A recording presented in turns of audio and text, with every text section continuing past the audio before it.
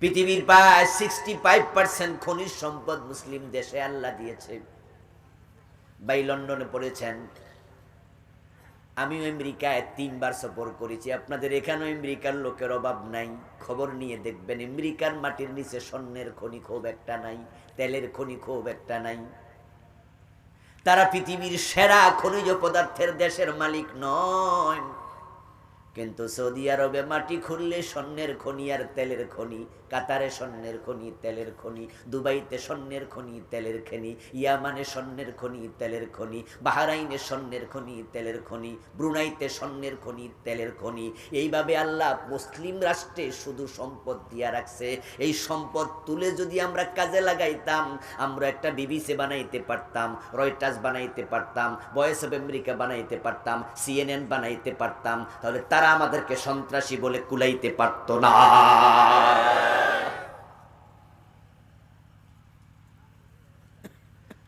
সম্পদের 100% আমাদের হাতে, কিন্তু তাদের হাতে কি? মিডিয়া। তাম পৃথিবীর অস্ত্র তাদের হাতে, মিডিয়া তাদের হাতে, ক্ষমতা তাদের হাতে। ও দোস্ত, তাই তারা তাদের মিডিয়ায় বসে বসে মুসলিম মানি সন্ত্রাসী, সন্ত্রাসী, জঙ্গি, এটা প্রচার করতে করতে মানুষের কাছে আমাদের ইসলামকে তারা ছোট করে ছেড়েছে। অথচ ইসলামের মতো উদার কোন ধর্ম পৃথিবীতে নাই। বলতেছিলাম জান্নাত ইমানদারের জায়গা, যারা ইমানদার সবাই হবে জান্নাতি। এখন সেখানে যেতে হলে আপনাকেও আমাকেও ইমানদারের তালিকায় নাম ঢুকাইয়া তারপরে মরতে হবে। এখন ইমানদারের তালিকায় নাম কেমনে ঢোকে? আমাদের দেশের লোকেরা অধিকাংশ মনে করে লা ইলাহা ইল্লাল্লাহু মুহাম্মাদুর রাসূলুল্লাহ, এই কালেমা পড়লেই আমি ইমানদার হয়ে গেছি। এটা একেবারে ভুল। লা ইলাহা ইল্লাল্লাহ কালেমা পড়তেই হবে, কিন্তু এটা পড়লেই আপনি মুমিন, এটা ভুল। কারণ মুনাফিকদের নেতা আব্দুল্লাহ ইবনে উবাই, সে রাসূলের হাতে হাত রেখেই কালেমাটা পড়েছে, কিন্তু নামটা মুমিনের তালিকায় ঢোকে নাই। গিরিশচন্দ্র সেন যখন কোরআনের অনুবাদ করে বাংলায়, ফালামান্নাহু লা ইলাহা ইল্লাল্লাহ, এই আয়াতের অনুবাদ করে নাই।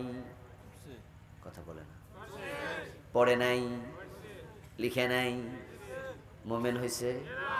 কালেমা তো পড়ল। আমাদের এলাকা হিন্দুদের কাছে যাবেন, শিক্ষিত হিন্দু, ওরাও অনেকে কালেমা পারে মুখস্থ। শুধু কালেমা না, সূরা ফাতিহা পারে এমন হিন্দু আছে। তাই বলে কি মুমিন? আমি সাভারে এক জায়গায় জুমা পড়াতাম 14 বছর, ওখানে বাসা ছিল এক সময়। আমার মসজিদের পিছনে একজন ডাক্তার ছিল। ডাক্তার মানে গ্রাম্য ডাক্তার, পল্লী চিকিৎসক। একদিন আমি তার কাছে কি ওষুধ কিনতে গিয়ে দাঁড়ায় আসি, দেখি একজন ভদ্রলোক ওষুধ আমার আগেই কিছু নিচ্ছে। এই অবস্থা তার সাথে কথা বলছে, আর আমি একটু দাঁড়ায় আসি। উনি নিয়ে সারলে আমি নেব। ও ভদ্রলোক ওষুধ নিয়ে ডাক্তারে বলতেছে, ডাক্তার সাহেব, এই ওষুধ খাইলে রোগ ভালো হবে তো? ও হিন্দু ডাক্তার জবাব দেয়, মিয়া, ওষুধের রোগ ভালো করে আল্লাহ। আমি তো লইরা উঠছি, কিরে কইল লোক। যে প্রশ্ন করতেছে সে হচ্ছে মুসলমান, আর উত্তরদাতা কি? এ কথা কয় না ভাইয়েরা আমার?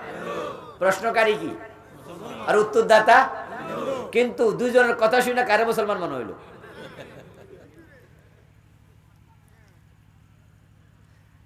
কদিন আগে একটা ভিডিও, শায়খ সিরাজ, আমাদের চ্যানেল আই আছে না, ওটার মালিক পক্ষ, উনি কৃষকদের আবার একটু হাইলাইট করে। এক মহিলা হিন্দু, সম্ভবত উত্তরবঙ্গের, কাজ করতেছে ফিল্ডে। ওই মহিলা সাক্ষাৎকার নিল, উনি চ্যানেল আইতে দিল। আমি দেখলাম ফেসবুকে কাইটায় হয়তো কেউ ছাড়ছে আর কি। ওখানে মহিলার বয়স 80-র কাছাকাছি, বুড়া মহিলা। তো বলতেছে মহিলাকে, আপনি এই বয়সে কাজ করেন, আপনার কি ছেলে মেয়ে নাই? ওই বৃদ্ধা হিন্দু মহিলা বলতেছে, আমার ছেলে আছে। তো ছেলে থাকলে আপনি এই বয়সে খেতে কাজ করেন। মহিলা জবাব দেয়, ছেলে যে ইনকাম করে সেটা এনাফ নয়, যথেষ্ট নয়, তাই আমি দিন 300 টাকা পাই। ওই 300 টাকা আমি আমার ফুতেরে দেই, এতে করে সংসার মিলা জিলা ভালো চলে। উনি বলতেছে এই বয়সে কাজ করার শক্তি পান? মহিলা জবাব দিচ্ছে, আল্লাহ দেয়। কে শক্তি দেয়? প্রশ্নকারী শায়ক সিরাজ, উত্তরদাতা হিন্দু মহিলা। জবাব শুনে কি মনে হইতেছে? কারে কি মনে হয়? হে যে শক্তি পান, এর মানে শক্তি আপনার আছে কিনা? মহিলা বলে না আমার শক্তি আছে। মহিলা জবাব দেয়, শক্তি তো আল্লাহ না দেয়। কি মুসলমান রে বাবা! মনে হয় যেন সরাসরি একজন বিশ্বাসী। ওই হিন্দু ডাক্তারের জবাব, এই মহিলার জবাব শুনে যতই তাকে মুমিন মনে করেন, আসলে কি সে মুমিন?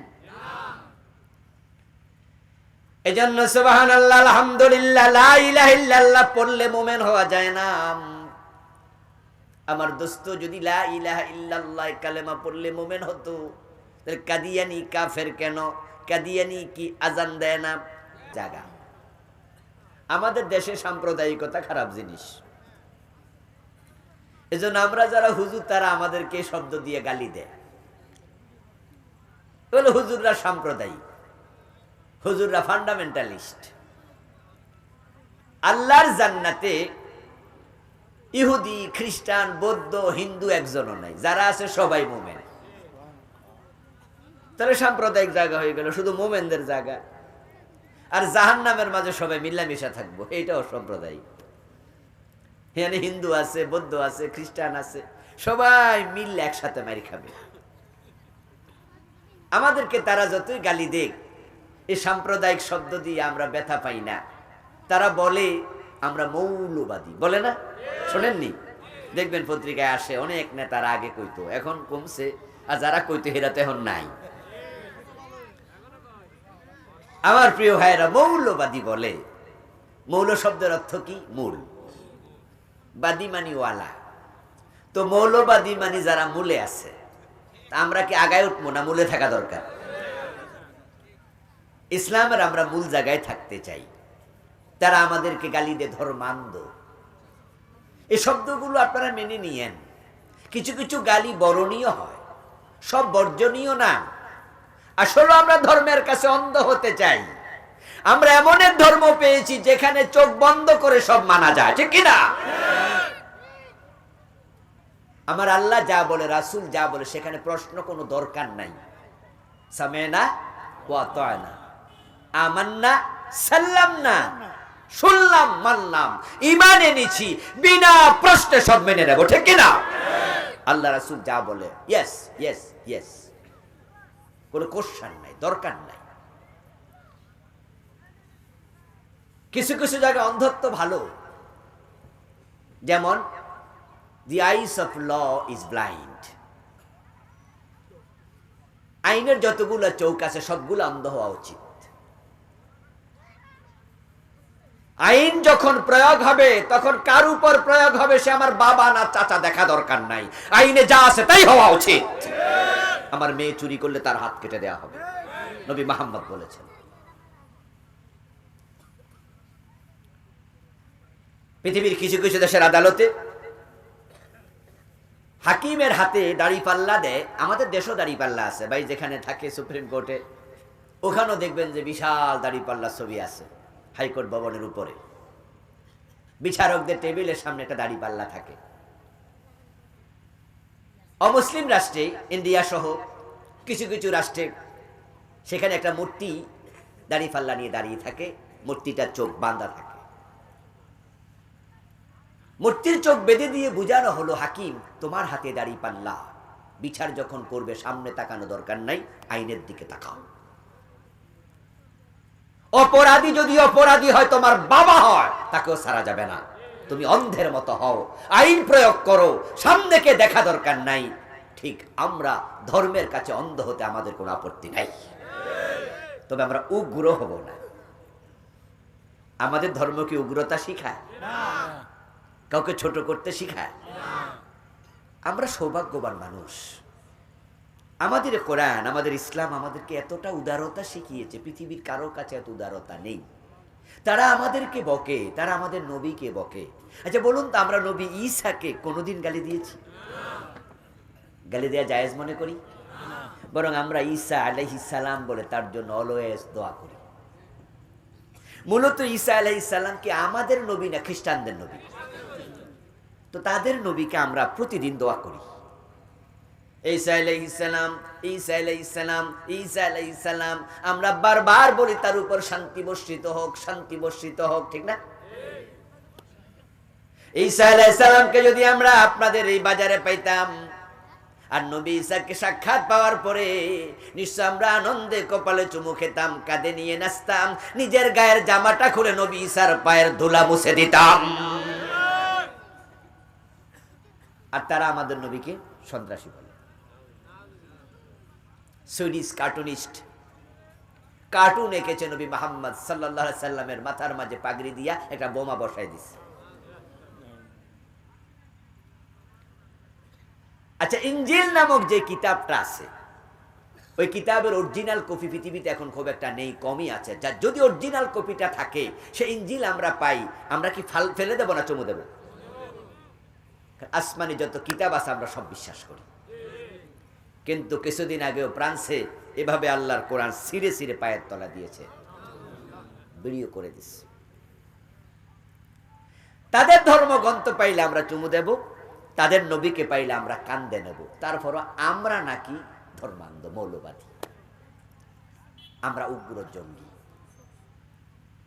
আজকের পৃথিবীতে যে ইহুদি আছে, তাদের নবী হযরত মুসা, মুসাকে আমরা ভালোবাসি না?